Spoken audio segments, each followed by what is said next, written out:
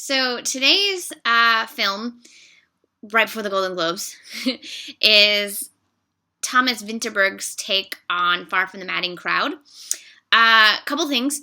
One, in terms of Far from the Madding Crowd, I read this book when I was in high school, and I liked the first half and disliked the second half. And then a few years ago, I saw the Julie Christie version of this film, and the same thing happened where the first half is fucking great, and the second half, I'm just like, ugh, fuck all the men. Why does she do this to herself? Although I realize that this is set in Victorian England, and that she's just doing what women were expected to do, which is marry.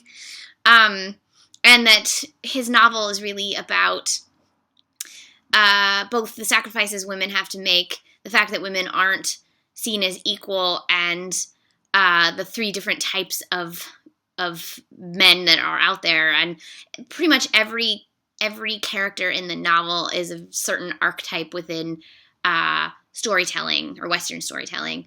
But my problem is that in the first half you get Bathsheba, this strong-willed, independent lady who's like, I'm a fucking businessman, and does her shit and gets, she inherits this farm, and she's like, I'm doing it, and she rejects men who ask her to marry her because she's just like, I'm not ready for this, and I'm my own woman. And then she meets, she fucking loses her head over this soldier dude, and it's like in every Jane Austen movie, I never buy the soldier dudes being charming enough. It's like somehow they don't cast it's never cast well enough.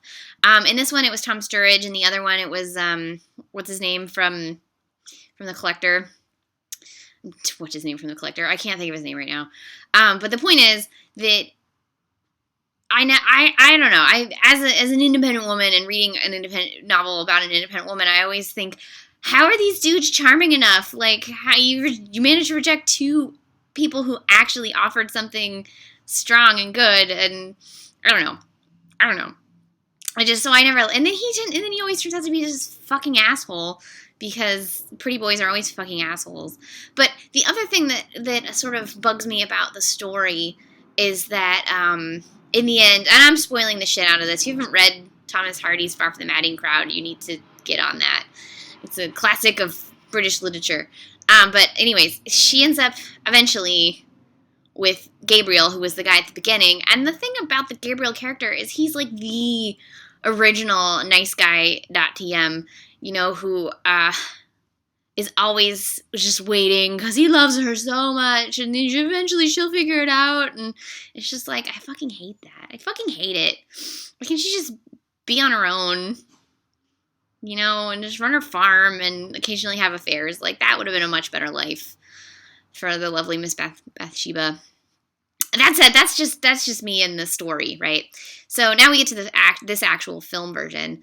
I have seen all but one of Carey Mulligan's films, and the one that I haven't seen is a very early film of hers. She's probably my favorite contemporary working actress. I love her so much, and she is really great in this role because she brings both strength and vulnerability and wisdom beyond her years to her characters. And I love Michael Sheen, so it's always good to see Michael Sheen in a solid film. But what really sold this film to me is the beautiful cinematography by Charlotte Bruce Christian. This is some of the best cinematography I've seen in a while. It's gorgeous and sumptuous and looks like a painting, and I just loved it. And shout out also to the editor, Claire Simpson. So while this film was directed and produced and written by men, the cinematographer and the editor were both women, which is important to point out. Someday, I would like to see all of these great films, these great novels from 1800s England being made by women. There's a few, like Mansfield Park by Patricia Rozema, which obviously I dig the shit out of, and Andrea Arnold did a version of Wuthering Heights, although I did not like it very much. But I just would like to see more and more of these sort of period pieces made by women, because I love period pieces. Belle is fantastic. That's not an adaptation of a novel, but it's gorgeous. That's just like a wish list for me. So this was a good film. Carey Mulligan gave an amazing performance.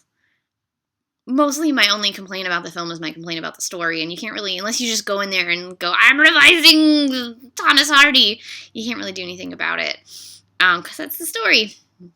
But if you're a fan of the story, it's a very faithful adaptation of the novel, if a bit rushed, but then it's a really fat novel, like, it's gonna be like 400 pages, I think. Let's see what the internet says. 464 pages. It's a long novel to make a 2-hour movie out of. If anything, it should be like a giant mini-series. But I'm sure the BBC's made some mini-series of it. I haven't seen it.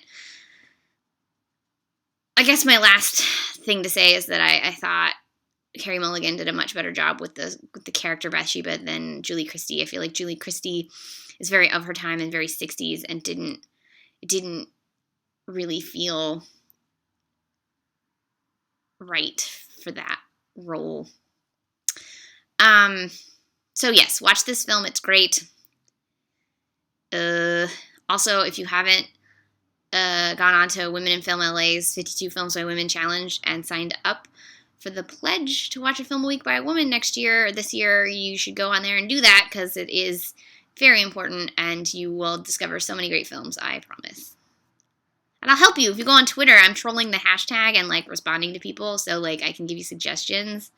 I'll probably give you suggestions even if you don't ask. That's how I roll.